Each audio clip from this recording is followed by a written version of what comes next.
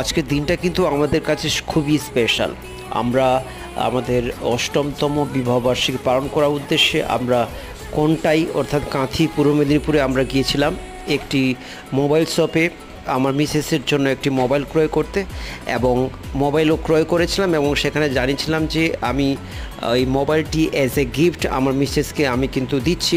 তো এইটা শুনবার পর তারা কিন্তু নিজেরাই কেক আনিয়েছিলেন এবং কেক এনে ওনারা নিজেদের খরচে কিন্তু আমাদের বিবাহবার্ষিকীটাকে কিন্তু ওনারা সেলিব্রেশন করিয়ে দিয়েছিলেন।